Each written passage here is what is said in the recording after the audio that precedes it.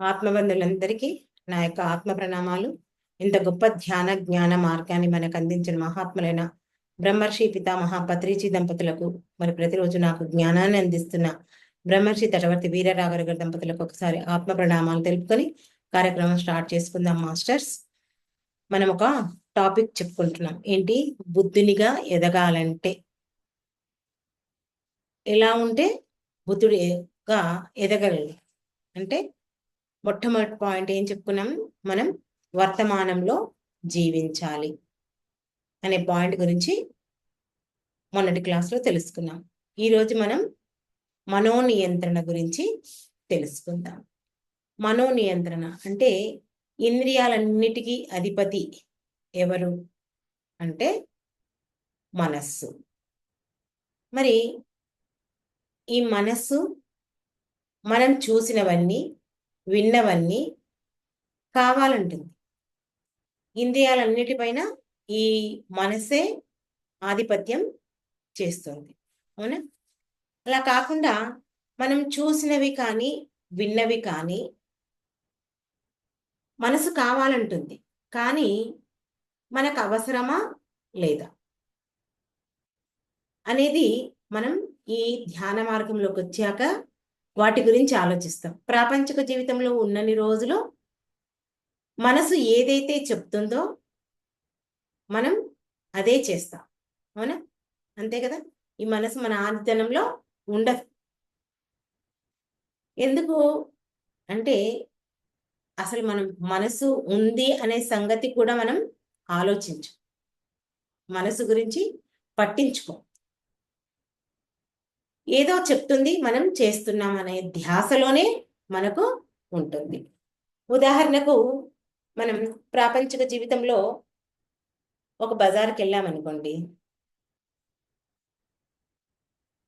మనకి ఏది అవసరమో అది కొనుక్కొని రావాలి అనుకొని వెళ్తాం. కానీ అక్కడికి వెళ్ళిన తర్వాత ఒకటికి రెండు ఫ్రీ ఇవ్వడము అలా జరిగింది అనుకోండి, అక్కడ ఏం చేస్తాం? మనకు అవసరం లేకున్నా ఎక్కువగా కొంటాం. పోనీ మనకు అవసరం ఉన్నప్పుడంటే వెళ్ళాము, కొన్నాము. కానీ ఎవరైనా ఒకరు, మన ఫ్రెండ్స్, స్నేహితులు లేదా మన బంధువులు, మన ఇంటి పక్కల వాళ్ళు వెళ్ళారు, పిలుస్తారనుకోండి, నేను ఇలా షాపింగ్కి వెళ్తున్నాను, కొంచెం సహాయంగా రమ్మంటే సరే వెళ్ళాలి, మంచిదే. కానీ వెళ్ళింది వాళ్ళ కోసము, ఈ మనస్సు మన నియంత్రణలో లేక వాళ్ళ కోసం వెళ్ళినప్పుడు కూడా మనమే కొంటాం. ఎందుకు అంటే ఈ మనస్సు మన ఆధీనంలో లేదు, లేకనే చూసినవన్నీ కావాలంటుంది. అందుకే మనకు తటవర్తి రాజలక్ష్మి అమ్మ చెప్తుంది ఏంటి? ఈ మనసు చూసిన వెళ్ళిన చోటికి కాలు వెళ్ళకూడదు, కాలు వెళ్ళిన చోటికి మనసు వెళ్ళకూడదు. ఈ కళ్ళు వెళ్ళిన చోటికి మనసు వెళ్ళకూడదు. మనసు వెళ్ళిందంటే ఆటోమేటిక్గా కాళ్ళు వెళ్తాయి. కాబట్టి మనం మన మనస్సును ఆధీనంలో ఉంచుకోవాలి. ఇంకా ఈ ప్రాపంచిక జీవితంలో సరికాని అలవాట్లు ఉన్నవాళ్ళు కొంతమంది ఉంటారు.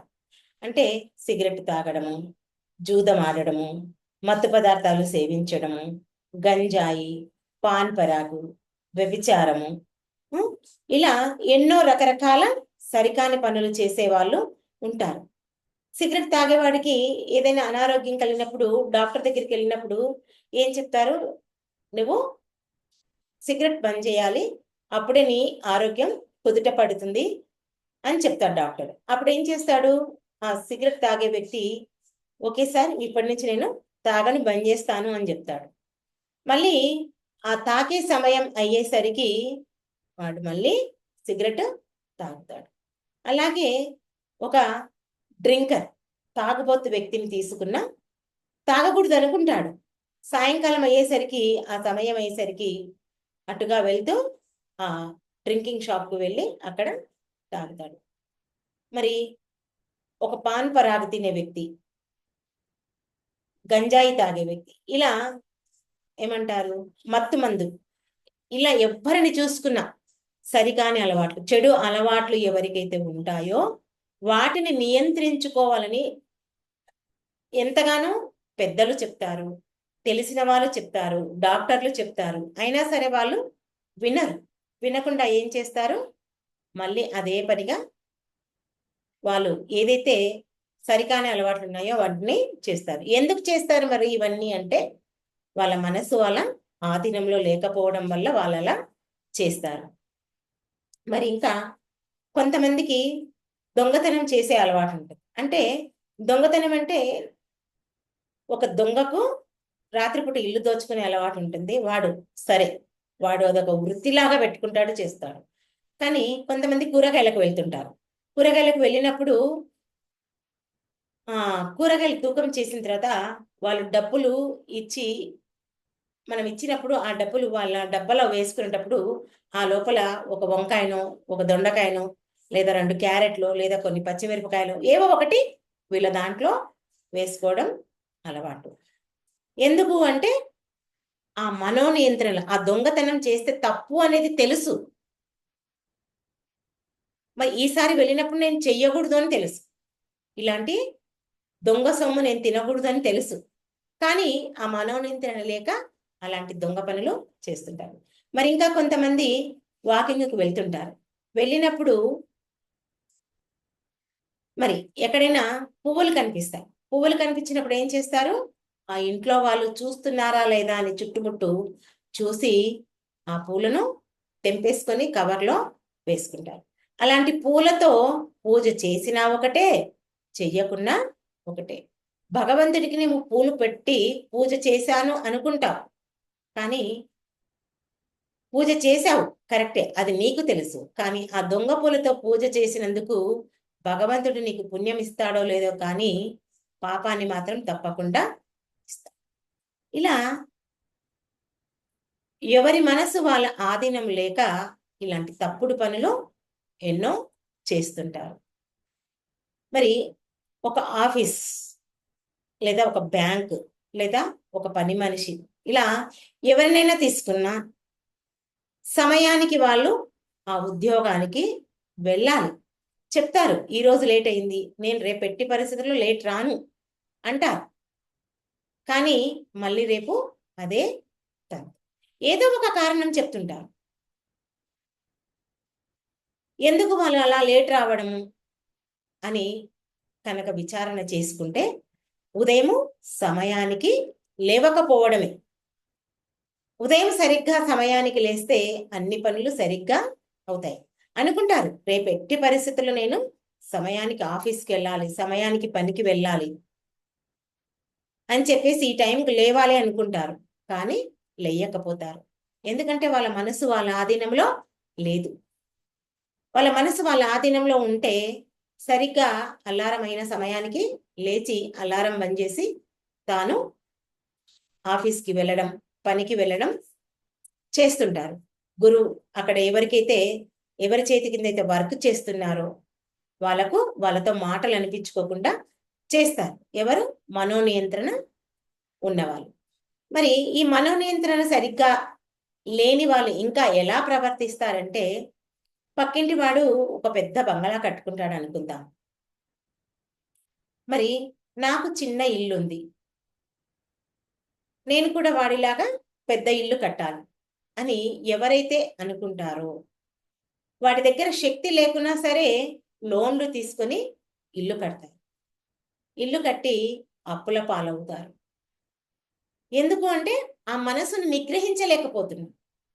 వాడికి ఉంది, నాకు లేదు. వాడికి పెద్ద కారు ఉంది, పెద్ద బంగ్లా ఉంది, పెద్ద భూములున్నాయి, నేను కూడా వాడంతా షావుకారుని కావాలి అని ఎప్పుడైతే అనుకుంటాడో, ఆ మనోనిగ్రహం లేకపోతుందో, అప్పుడు వాడు లోన్లు పెట్టి తన యొక్క జీవితాన్ని నాశనం చేసుకుంటాడు. లోన్లు తీసుకోవడం పెద్ద గొప్ప కాదు, మళ్ళీ ఆ లోన్లో వాయిదా పద్ధతిలో కట్టేయాలి కదా.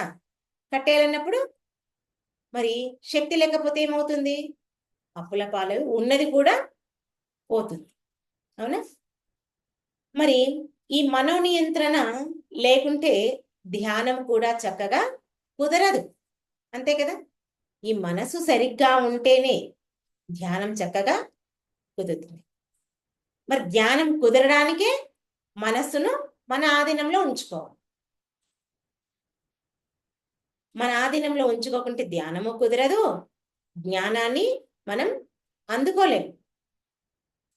మరి ఎవరి మనసు అయితే సరిగ్గా ఉంటుందో వాళ్ళు చక్కగా క్లాస్ ఉంటారు. పేరుకు జూమ్లో జాయిన్ అవుతారు, క్లాసులు కూర్చుంటారు, కానీ వాళ్ళ దృష్టి అంతా పక్క వాళ్ళపైనే ఉంటుంది.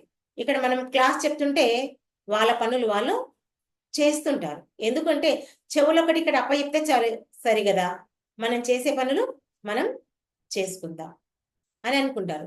మనోనియంత్రణ, ఆ మనసు వాళ్ళ ఆధీనంలో ఉంటే కనుక సరిగ్గా కూర్చున్న ఆ అర్ధగంట సేపు చెప్పే క్లాసు పైన దృష్టిని కేంద్రీకరిస్తారు. అవునా కాదా? మనసు ఆధీనంలో లేకుంటే కళ్ళు ఇక్కడుంటాయి, వాళ్ళు చేసే పనులు వాళ్ళు చేస్తుంటారు. ఇలా వినడం వల్ల ఎప్పుడు జ్ఞానాన్ని పెంచుకోలేరు అనేది మనం ఇక్కడ బాగా అర్థం చేసుకోవాలి. మరి మనసు నియంత్రణ ఉంటే కనుక మనం భవిష్యత్తు గురించి భయపడం, బాధపడం. గతం గురించి అంటే ఎలాగో భయపడం. ఎందుకు అంటే జరిగిపోయింది. ఈ మనసు ఆధీనంలో ఉన్నా లేకపోయినా గతం గురించి ఆలోచించు. అంటే ఏమవుతుందో అంటే జరిగిపోయిందని గురించి కొంచెం అయ్యో ఇలా జరిగింది అని పదే పదే అనుకుంటాం. అక్కడ కూడా ఈ మనసు నియంత్రణ లేకుండా జరిగిపోయిన దాని గురించి పదే పదే ఆలోచిస్తాం. అక్కడ కూడా గతం గురించి భవిష్యత్తు గురించి కూడా ఆలోచిస్తాం. కొన్నిసార్లు గతం గురించి ఆలోచించకపోయినా భవిష్యత్తు గురించి ఎంతో భయం ఉంటుంది. నిజంగా చెప్పాను. ఏంటి అంటే మనం ఒక తులం బంగారు వెయ్యింది అనుకోండి, అది పోయింది. ఈ మనసు మన ఆధీనంలో ఉన్నదనుకోండి, సరే నేను ఏ జన్మలో ఎవరికి బాకీ ఉన్నానో ఇప్పుడు పోయింది. మనం ఎంత ఆలోచించినా ఇది రాదు కదా, మరి రానప్పుడు దాని గురించి ఎందుకు ఆలోచించడం అని అనుకుంటాం. ఎవరు? మనసు నియంత్రణలో. అదే మనసు నియంత్రణ లేని వాళ్ళు ఏం చేస్తారు? పదే పదే ఆ గొలుసు గురించే ఆలోచిస్తారు. ఆలోచించి చివరికి తమ శరీరం మీదకే తెచ్చుకుంటారు. దానివల్ల బీపీలు, షుగర్లు అన్నీ వచ్చేస్తాయి. మరి మనసు ఆధీనంలో ఉన్నప్పుడు ఎవరు దాని గురించి ఆలోచించరు. మరి భవిష్యత్తు గురించి కూడా భయం ఉండదు. అవును, రేపటి నాడు నా జీవితం ఎలా ఉంటుందో, ఎలా బ్రతుకుతాను, ఎవరు నాకు చేస్తారు, ఇవన్నీ ఏవీ ఉండవు మనసు నియంత్రణ ఉన్నవాడికి. ఎందుకంటే మనసు నియంత్రణ వాడు ఏం చేస్తాడు? చక్కగా ధ్యానాన్ని చేస్తాడు, జ్ఞానాన్ని పెంచుకుంటాడు.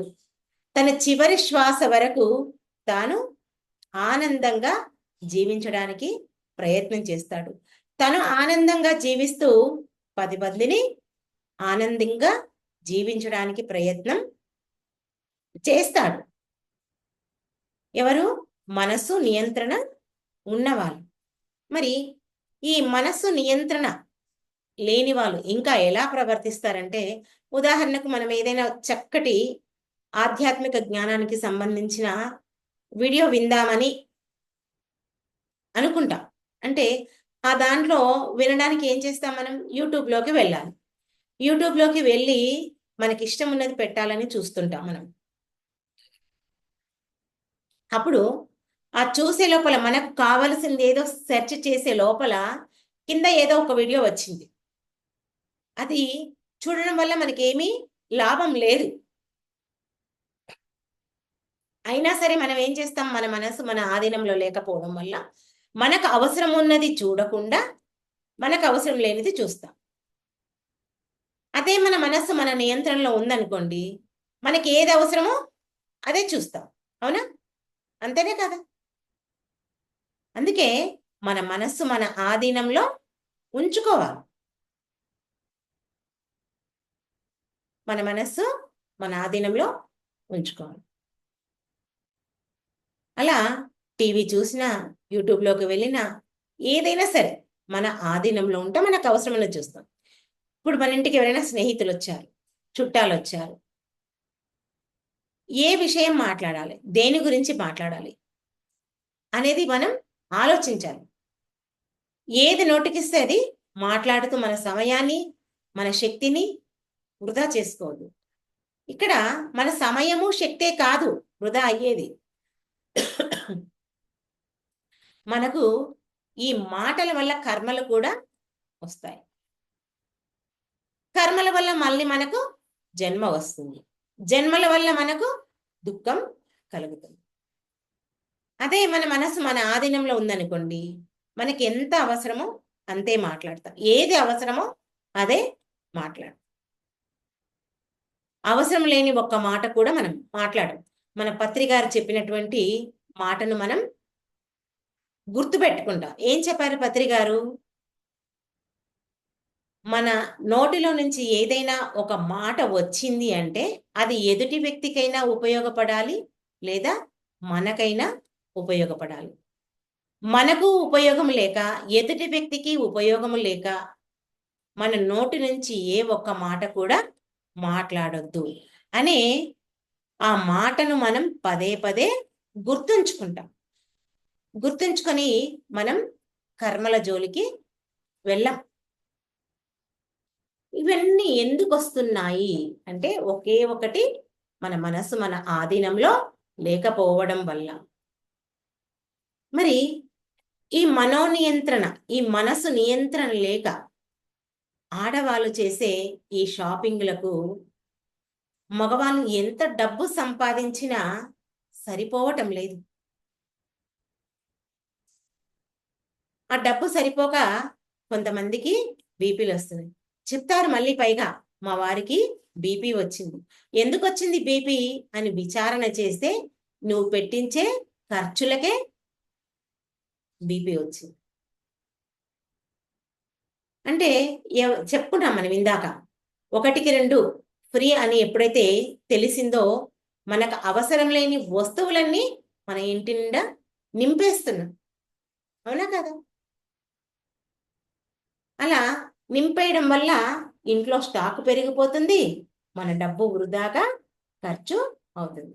అందుకే ఆదిశంకరాచార్యుడు చెప్పినట్లు నిత్య అనిత్య వస్తు వివేకం ఉండాలన్నవారు. ఏది అవసరమో అదే చేయాలి. ఇదంతా ఎవరు పాటిస్తారు అంటే మనోనిగ్రహం ఉన్న వాళ్ళే చేస్తారు. ఇలాంటి పొరపాట్లన్నీ ఎవరు చెయ్యరు. మనోనిగ్రహం లేని వాళ్ళు చేస్తారు, ఉన్నవాళ్ళు చెయ్యరు. కాబట్టి ఎవరైనా సరే ఈ మనోనిగ్రహాన్ని పాటించాలి. మనోనిగ్రహాన్ని పాటించాలంటే ఉన్న ఏకైక మార్గం శ్వాస మీద ధ్యాస. ఎవరైతే శ్వాస మీద ధ్యాస ఉంచి ధ్యానం చేస్తారో వాళ్ళ ఆలోచనల్లో, మాటలలో, ప్రవర్తనలో పూర్తిగా మార్పు చెందుతుంది. అప్పుడు వాళ్ళు ఏది అవసరం అనేది బాగా ఆలోచించి మాట్లాడతారు, ఆలోచించి చేస్తారు. ఇప్పుడు మనమే ఉన్నాం. ఇంతకుముందు జీవితానికి ఇప్పటి జీవితానికి మనలో తేడా వచ్చిందా లేదా? ఉంటాయి కోరికలు. ఈ మనసు ఉంది కాబట్టి మనకి ఎన్నో కోరికలు ఉంటాయి. హైఫైగా జీవించాలి, సుఖపడిపోవాలి, ఇప్పుడు కాకుంటే ఇంకెప్పుడు సుఖపడతాము అని రకరకాలుగా ఆలోచిస్తాం, అనుకుంటాం. కానీ మన శక్తి ఉన్నంతే మనం జీవించాలి. మన శక్తి లేనిది మనం హైఫైలకు పోతే ఉన్నది పోతుంది, ఉంచుకున్నది పోతుంది. ఇప్పుడు మన కాలు ఎంతుందో అంతే చాపుకోవాలి. అలా కాకుండా మొత్తము నాకే కావాలని నువ్వు చాపడానికి పోతే కింద పడి కాలు ఇరిగిపోతుంది, నడుము ఇరిగిపోతుంది. అవునా కదా? ఉన్న ప్లేసు పోతుంది, నీ కాలు అతికించడానికి నీ దగ్గర ఉన్న డబ్బు పోతుంది. ఇవన్నీ మనం చేయడానికి కారణం మన మనసు మన ఆధీనంలో ఉండకపోవడమే. అందుకే మనకు చక్కటి మార్గాన్ని అందించారు పత్రి గారు. బ్రహ్మర్షి పత్రిజీ గారు శ్వాస మీద ధ్యాస అనే ధ్యాన మార్గాన్ని మనకు అందించారు. కాబట్టి ఆ ధ్యాన మార్గంలో మనం ప్రయాణిస్తూ మన మనస్సును మన ఆధీనంలో ఉంచుకోవడానికి ప్రయత్నం చేయాలి. ఇది ఒక్కరోజుతో చేస్తే వచ్చేది కాదు. ప్రతిరోజు మనం మన శరీరానికి ఆహారాన్ని ఎలా ఇస్తున్నాము, పోషణ ఎలా చేస్తున్నాము, అదేవిధంగా మన ఆత్మకు కూడా, మన మనస్సుకు కూడా ఈ ధ్యాన అభ్యాసాన్ని అందించాలి. ఎప్పుడైతే ప్రతిరోజు ఈ ధ్యాన అభ్యాసాన్ని అందిస్తామో మన మనస్సు మన ఆధీనంలో ఉండడానికి అవకాశం ఉంటుంది. ప్రయత్నం కూడా కాదు, మన ఆధీనంలో ఉండడానికి అవకాశం ఉంటుంది. ఓకే మాస్టర్స్, ఈ అవకాశం నాకు ఇచ్చినందుకు మీ అందరికీ నా యొక్క కృతజ్ఞతలు. Thank you, thank you, thank you. Okay, మరి ఒక 5 నిమిషాలు ధ్యానంలో కూర్చుందాం అందరం. వేల్లో వేలు పెట్టుకోండి, పాదాలు 2 క్రాస్ చేసుకోండి.